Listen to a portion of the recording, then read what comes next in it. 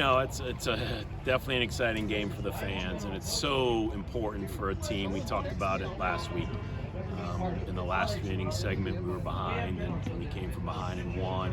And tonight, you go into the ninth inning, and we worked on it all fall. We worked on it all spring. And you say, how do you work on it? Well, you just address it. You got to slay the dragon. At some point, you got to look the dragon in the eye and slay the dragon. It was an area we weren't great in last year, surprisingly. How do you become good at it? You work hard. You finish practices.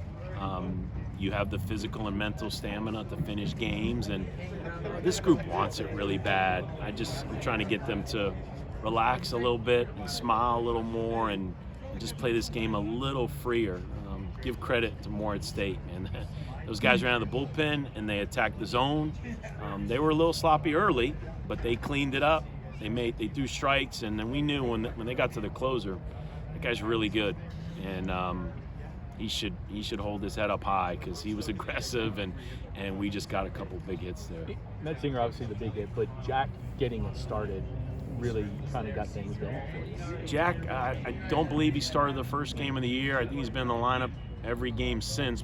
Probably our most consistent hitter, and we're just kind of rotating. We got about 13 guys that have a chance to be in the lineup right now every day, and the rotation worked where he was out of it tonight. But you see him pacing up and down the dugout, and you think, I need a quality at bat here, and that was huge. You get the leadoff guy on as the home team in the ninth, and we had established we're really not going to bunt with where we were in the lineup, and if Napchik was the next guy up, and maybe you bump, but where we were, Ben's been swinging it well, Logan Beer's been swinging it well. I had right-handed hitters that I thought could hit his fastball, but give that kid credit, man.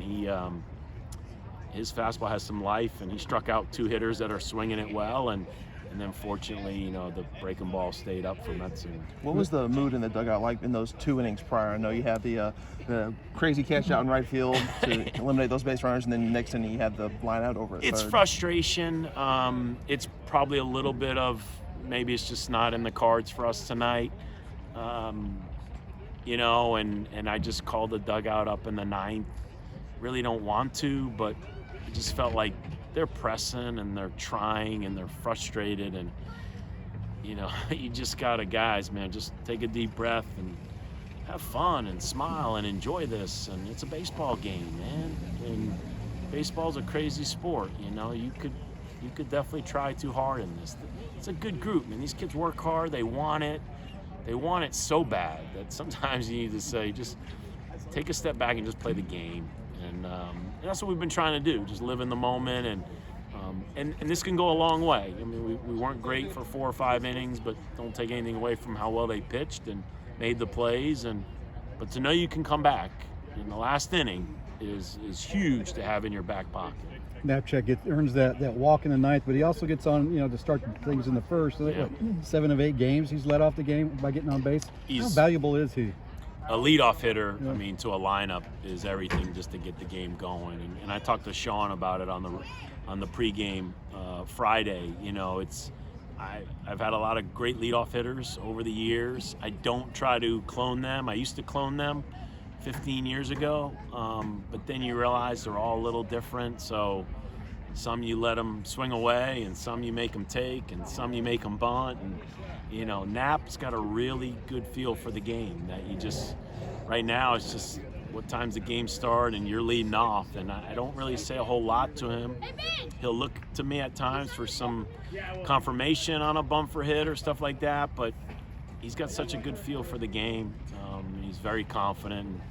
Confidence goes a long way in this game. So he's swinging it well. He's playing good. Kind of lost in the fold is that before that 5th inning, Moose had a pretty solid start. What did you think of his performance? Oh man, so frustrating. I feel like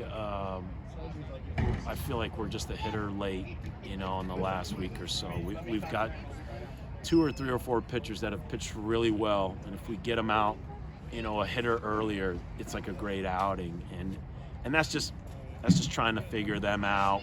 Moose knows he wasn't landing the breaking ball. He landed it better tonight, but that good hitter, kid already had a double. He doesn't land it, it goes to a full count. The kid kind of knows he's getting a fastball there, and puts a great swing on it. And but back-to-back weeks, Moose has given us a chance. So I think he'll keep getting better, and we'll continue to run guys out of that bullpen. And like I said, I just hope that Coach Williams and we do a better job of getting these guys out, maybe one hitter sooner. But I mean, that's baseball, But Raj will do a great job of studying it, and as we get more confidence, these guys coming out of the bullpen, we've talked about, let's use the depth and the talent we have, and let these fresh arms come out and help us. Consecutive games with the 0 on the error line, that's got to please you. That is, we've, it's one of those things. If you talk about it too much, then they tighten up. But you just emphasize it in practice and get them to not get too high and try to get them to not get too low. And we haven't been perfect to this point, but we've shown some grit. We've got talent, and we just gotta keep at it. We just gotta keep going. Thanks, Tim. You bet.